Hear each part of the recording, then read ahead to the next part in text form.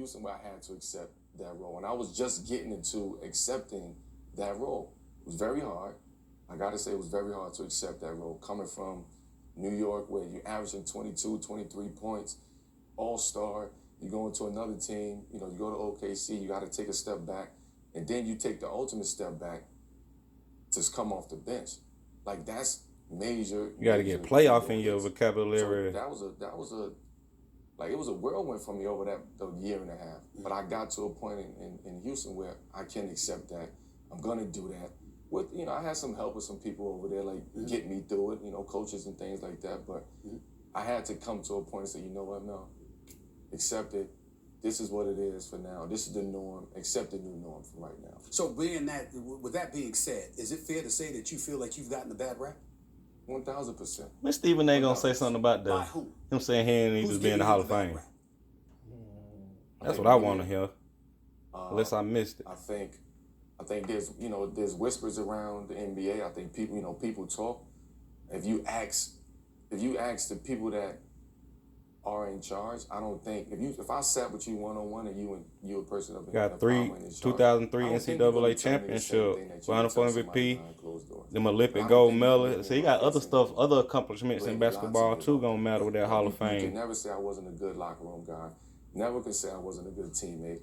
Never could say that I didn't practice. Like, I came to work every single day. Anybody over my career would tell you that. There is a teammate that spoke about you. Okay. His name is Chauncey Billups. Mm-hmm. He now works for this network. But at the time, he was your point guard in Denver years ago. If you recall, that's the long time that you went to the conference finals playing for the Denver Nuggets.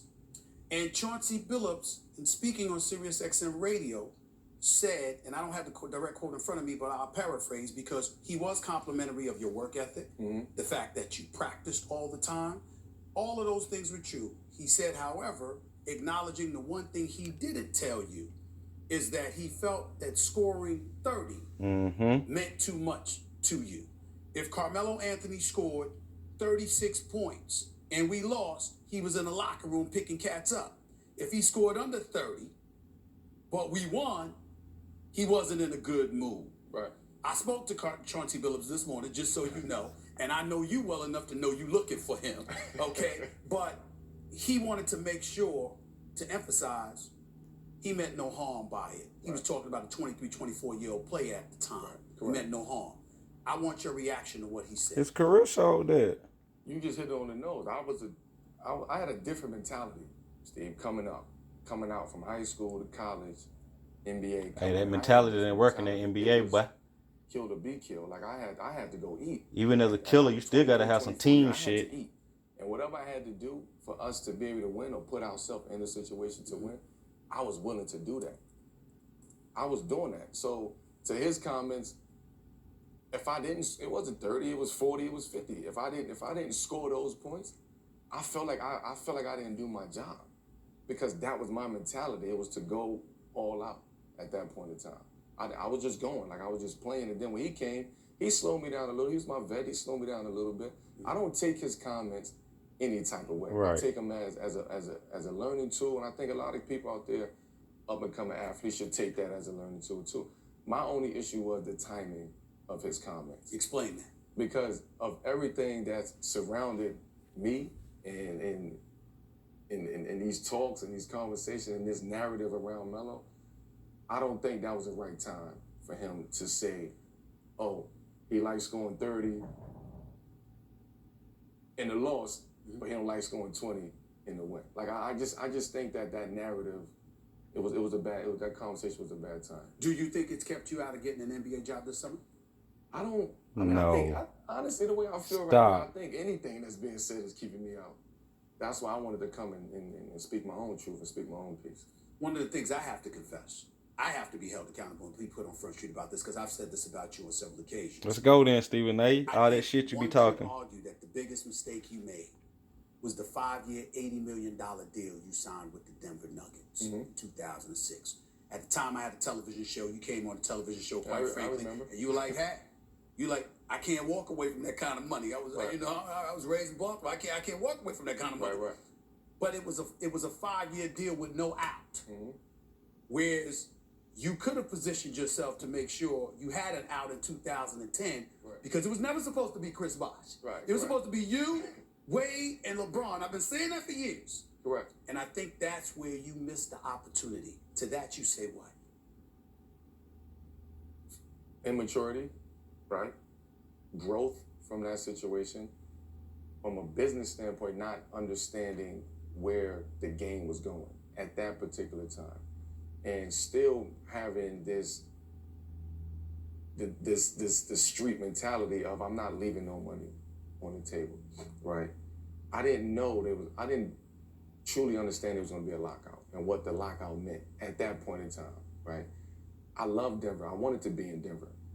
I wasn't ready to leave. Street mentality. Right? All of this happened with me getting out of Denver my last season with the Denver Nuggets. When I started seeing and started understanding a little bit more, oh, this player not gonna be here.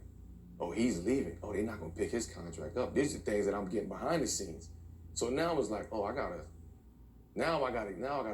do something. But at that particular moment in time, LeBron and D Wade, even though you're tighter with them now than you may have been at that particular juncture, because obviously relationships grow, I'm quite sure they were in your ear to some degree. What did they say to you at that particular moment in time? It was take the 3-year deal, right?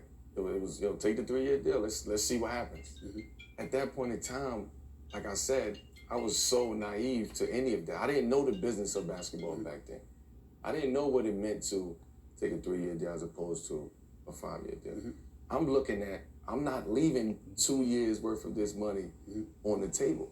And I want to be. They tried to tell you then. They told you. Now, when I was told them take the 3 years. That's the way I take it. That's a point of view. There's no doubt that played a role in it. But you have family members. Yeah, who your people is. Your brother, right? Who would add a different notion to that. Your brother Justice, most people don't know him. I know him. He would say there's another reason you didn't leave. Because you weren't down. You were raised with a different kind of old school mentality. Right. And you were not necessarily down with jumping on the bandwagon and joining stars. You were about taking them out. Yeah. Did that play a role in it? That played a role, but honestly, we didn't know that was going to happen. Like, it was just conversations at that point in time. We always said we wanted to play with each other. Right. Them niggas knew it was gonna happen. We always said that coming into the Wade wasn't playing. We didn't know that was gonna come into fruition. We didn't know even how that was gonna happen. At that point in time when they brought that to me, it was just an idea. Right? And like I said, I was happy to stay a Denver Nugget. I was excited, I was happy. We had a good team. We was on our way to winning. Like, I was happy with that situation. So I'd rather secure myself long-term in a situation where I was happy in at that point in time. One could make an argument that it did tremendous damage, and I'm going to make that argument, but not until I pay some